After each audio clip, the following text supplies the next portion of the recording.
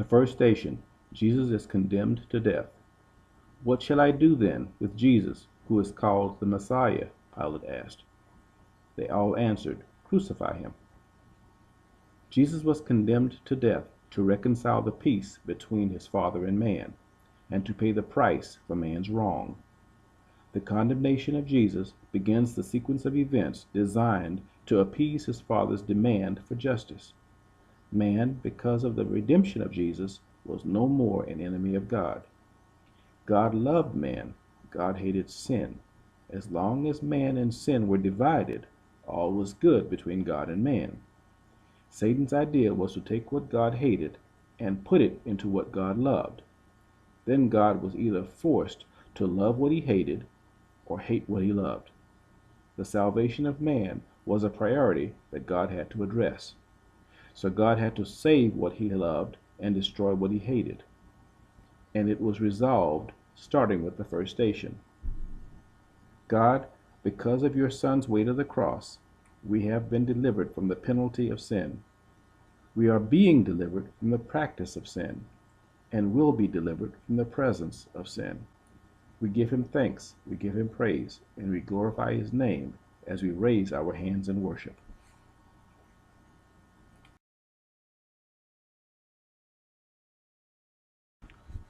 The second station, Jesus takes up his cross. I have obeyed all those commandments, the young man said. What else do I need to do? Jesus answered, If you want to be perfect, go and sell everything you have. Give the money to those who are poor. You will have your treasure in heaven. Then come and follow me. Jesus understood the cross he had to bear long before Pilate washed his hands. He knew what his mission was, and that the redemption of man depended on him accepting the heavy cross and carrying it to his death. Jesus was grounded in whom he believed. He believed in God, his Father. He was rooted in what he believed, his doctrine. He believed in the relationship between his Father and man. Jesus knew that there would be no condemnation for those who followed after him and walked not according to the flesh, but according to the Spirit, which has life and will set you free from the law of sin and death. By taking up the cross, Jesus relieved man of sin and satisfied God's demand for justice. God, because of your Son's way to the cross, we have been delivered from the penalty of sin. We are being delivered from the practice of sin, and will be delivered from the presence of sin. We give him thanks, we give him praise, and glorify his name as we raise our hands in worship.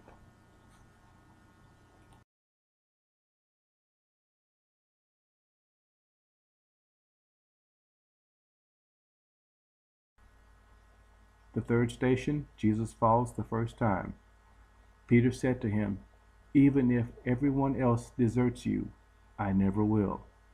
Jesus replied, I tell you the truth, Peter, this very night, before the rooster crows twice, you will deny 3 times that you even know me. Jesus struggled with the tremendous weight of his mission. His cross represented the weight of the sins of the entire world, which he had to carry to his death. Under all that weight, he couldn't help but fall. But did Jesus fall, or was he knocked down on his path to redeeming mankind? Much like his ancestor Joseph, who was pushed down a well, sold into slavery, and sentenced to several years in prison, while on his path to saving Egypt and his people from famine.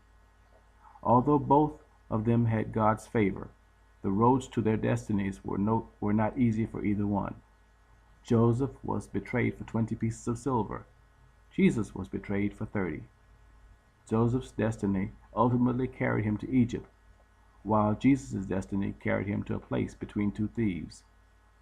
God, because of your Son's way to the cross, we have been delivered from the penalty of sin. We are being delivered from the practice of sin, and will be delivered from the presence of sin. We give him thanks, we give him praise, and we glorify his name as we raise our hands in worship.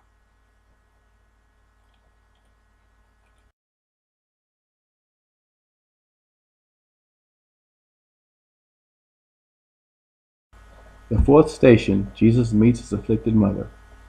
When his parents saw him, They were astonished. His mother said to him, "Son, why have you treated us like this? Your father and I have been anxiously searching for you." "Why were you searching for me?" he asked. "Didn't you know I had to be in my Father's house?" Struggling under the weight of the heavy cross, his entire body bleeding from being scourged unmercifully, and being humiliated wearing a crown of thorns, this is how he meets his mother. Of all the times to meet someone you know, especially someone you love, this would certainly not be the appropriate time. Who could begin to imagine how Jesus' mother felt, seeing her son this way, only moments away from his apparent death? Maybe it would be the mother of the infant who was about to be split in half by King Solomon's sword. But unlike that woman whose son was given back to her because of her willingness to give him away, Mary's son's life was taken in exchange for the sins of all mankind. But for a little while, both shared the same agonizing grief. God, because of your son's way to the cross, we have been delivered from the penalty of sin. We are being delivered from the practice of sin, and will be delivered from the presence of sin. We give him thanks, we give him praise, and glorify his name as we raise our hands in worship.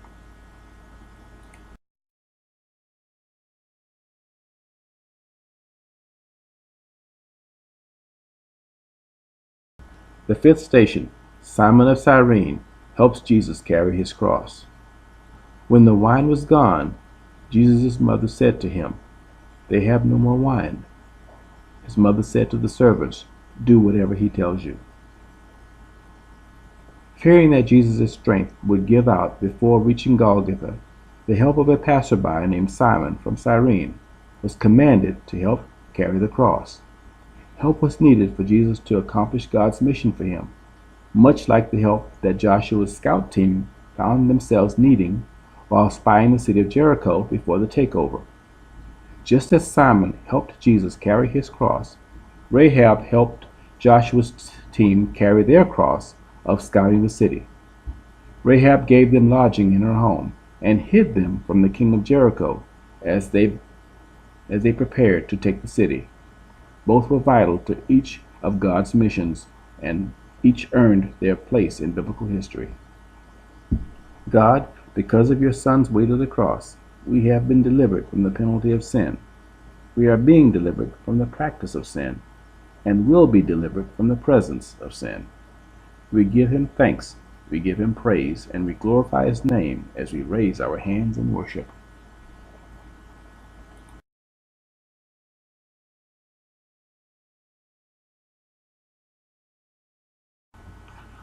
The sixth station, Veronica wipes the face of Jesus. A woman in that town who lived a sinful life learned that Jesus was eating at the Pharisees' home, so she came there with an alabaster jar of perfume. As she stood behind him at his feet weeping, she began to wet his feet with her tears. Then she wiped them with her hair, kissed them, and poured perfume on them. Jesus and his cross both scratched their way along the difficult road to redemption. His face became bathed in sweat and blood. The woman of sin was not there to wash his feet with her tears or wipe them with her hair. There was no alabaster jar to break. But there was a woman named Veronica who stopped him along the way to impart upon him a little compassion in her own way. She took a cloth that she had with her and wiped the blood and sweat from Jesus' face. And upon the cloth an imprint of his countenance was left. Veronica could not stop his pain or alter his mission, but all she could do was be there for him in his time of need. Naomi lost both her sons, but one of her daughters-in-law, Ruth, would not leave her to travel alone on her way back from Moab to Bethlehem. Ruth traveled with her mother-in-law, lived with her, and although neither of them had money, Ruth gleaned the neighboring farm for leftover barley and wheat so that they both could have food. Ruth had nothing, but dedicated herself to Naomi and showed her compassion in her time of need.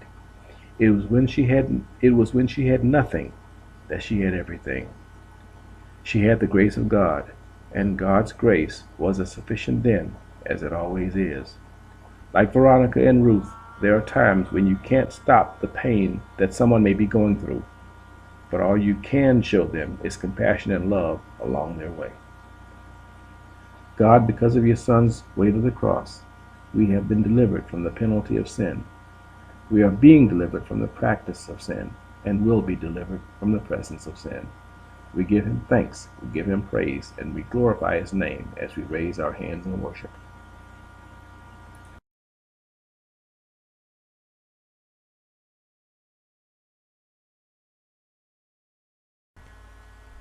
The seventh station, Jesus falls the second time.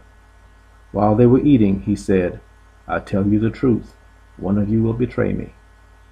Judas, the one who would betray him, also asked, Rabbi, am I the one?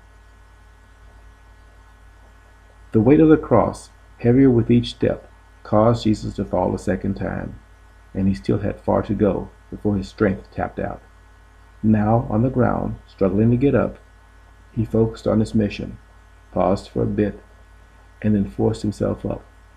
It was not about his fall as much as it was about his resolve to get up and do his Father's will. How many people find themselves down, but muster the courage and strength to still follow their calling and to get back up and keep going? Job of Uz found himself in the same position. A good and very devoted man whom God had blessed with many possessions, he found himself broke, all his possessions gone, his health failing, his children dead, and his marriage on the rocks. Yet he kept his faith and believed in God throughout the duration of his tragedies. Both Job and Jesus found themselves down hard on the ground, one motivated by faith and the other by destiny. Both were put back on their feet. God, because of your Son's weight of the cross, we have been delivered from the penalty of sin. We are being delivered from the practice of sin, and will be delivered from the presence of sin. We give him thanks, we give him praise, and we glorify his name as we raise our hands in worship.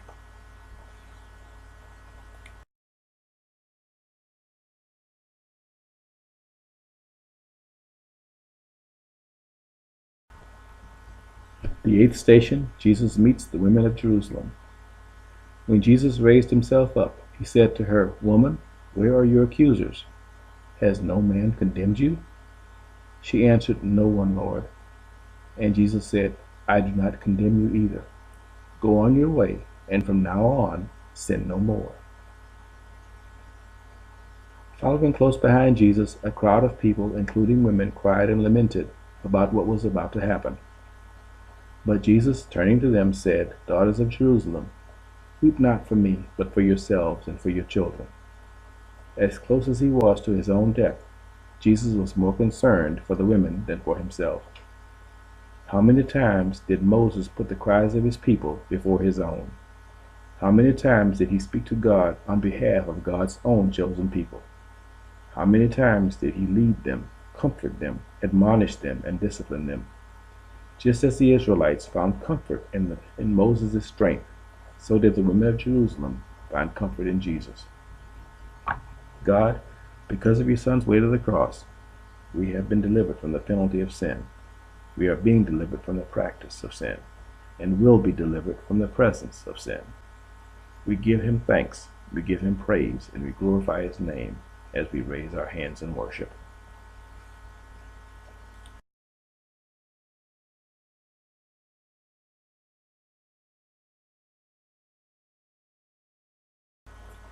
The ninth station, Jesus falls the third time.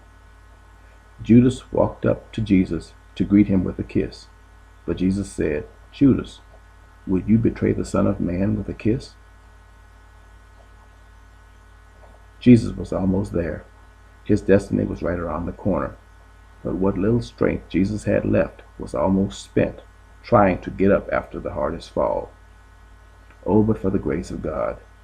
Sometimes it is only by God's grace that we find ourselves with one foot on the ground and the other moving forward. Is it instinct? Is it a strength that grows from deep within that we didn't even know we had? Is it just pure adrenaline that is released when we need it most? Or is it a deep something that kicks in when we are called to do God's will, even after a great fall? Of all the people that fell on their way to their destiny, it is Samson who comes to mind as the recipient of a great fall and the redemption that ultimately followed. Samson's cross was young and very beautiful, and his cross had a name, one which he carried to his death. Like Jesus' cross, Samson's cross was the cause of his fall. But Samson's cross was also the cause of his loss of strength, the cause of his blindness, and even the cause of his death. But because of his internal something, that need to do God's will, to accomplish God's mission for him, Samson stood up, and by the grace of God, his strength returned. Samson completed his mission. God, because of your Son's way to the cross, we have been delivered from the penalty of sin. We are being delivered from the practice of sin, and we will be delivered from the presence of sin. We give him thanks, we give him praise, and we glorify his name as we raise our hands in worship.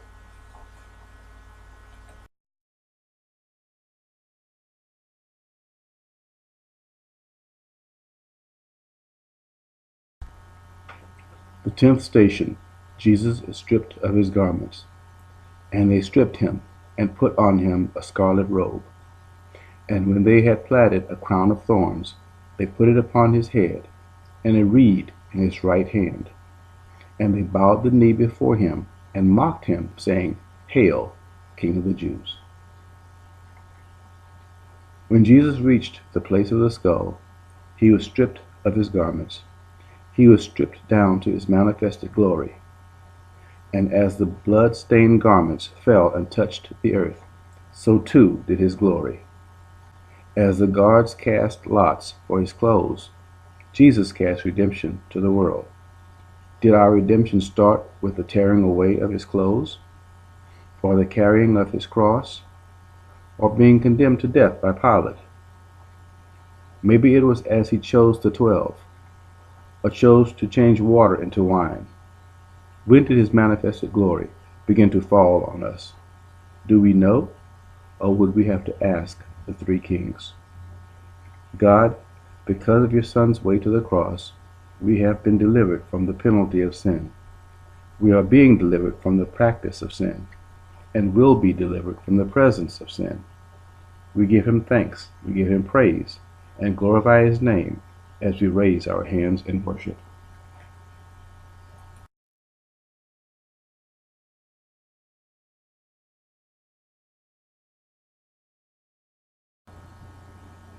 The 11th station. Jesus is nailed to the cross. But it is your custom for me to release to you one prisoner at the time of the Passover. Do you want me to release the King of the Jews? They shouted back, No, not him. Give us Barabbas. Now Barabbas had taken part in an uprising. Jesus was laid on the cross to have the nails driven through his hands and feet, securing him to the cross. The only thing worse than the excruciating pain Jesus underwent was the total lack of compassion or empathy by the guards. How could anyone know the horror or agony Jesus felt as he was being prepared as a lamb to be sacrificed?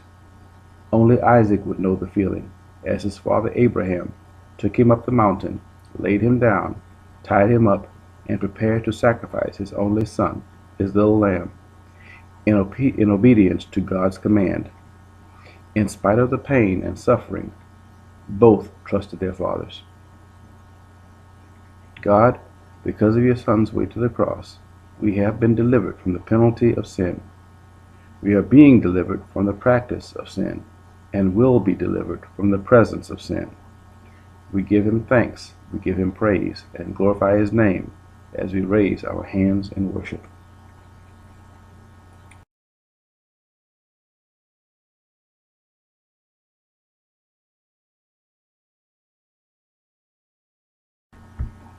The 12th station.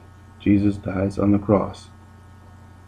What sign can you show us to prove your authority to do all this? Jesus answered them, Destroy this temple, and I will raise it again in 3 days. After several hours of agony, humiliation, and mistreatment, Jesus cried out and gave up the ghost. He was dead. His mission was accomplished, and the price for man's redemption was paid in full. But what died exactly? His miracles? The lives he touched? Did those who he healed from blindness go back to being blind? What about the woman with the issue of blood who touched him? Did her condition return? Did the 12 disciples go back to the lives they lived before they were called? Did someone eventually cast the first stone? Jesus' physical death was not a recall of all that he said or did. Moses died never reaching the promised land, but he still stood barefoot before the burning bush. The Passover still happened. The Israelites were still released from Egyptian slavery. The Israelites still made a mass exodus across the parted Red Sea. The 10 Commandments were still carved into 2 stone tablets and brought down the mountain. And the first 5 books of the Bible were still written. Both Jesus and Moses survived government edicts of killing Jewish infants. Death still carries its sting, but life still carries its significance. So what died exactly? Moses passed his baton to Joshua, and Jesus passed his on to the world. God, because of your Son's way to the cross, we have been delivered from the penalty of sin. We are being delivered from the practice of sin, and will be delivered from the presence of sin. We give him thanks, we give him praise, and we glorify his name as we raise our hands in worship.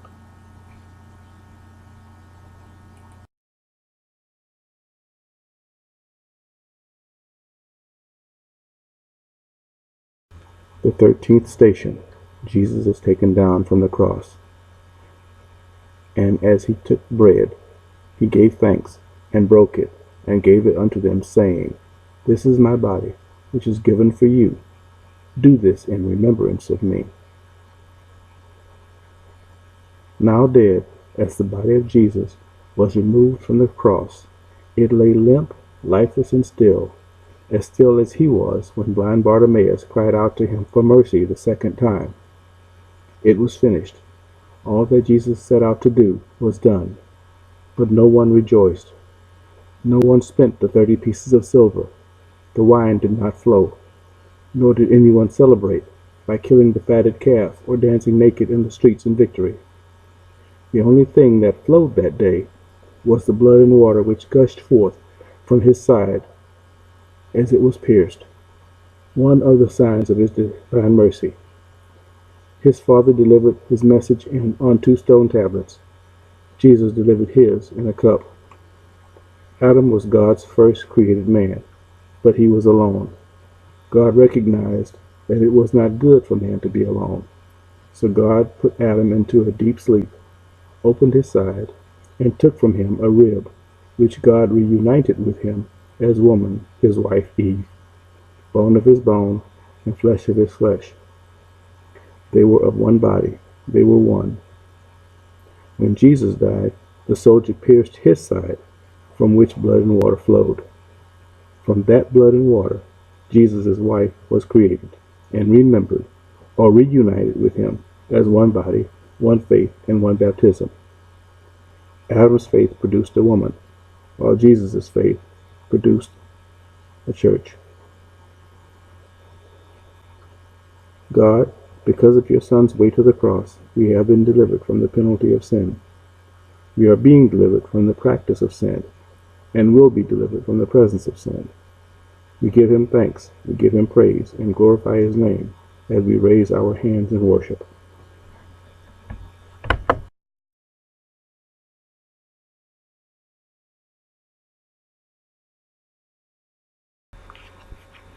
The 14th station.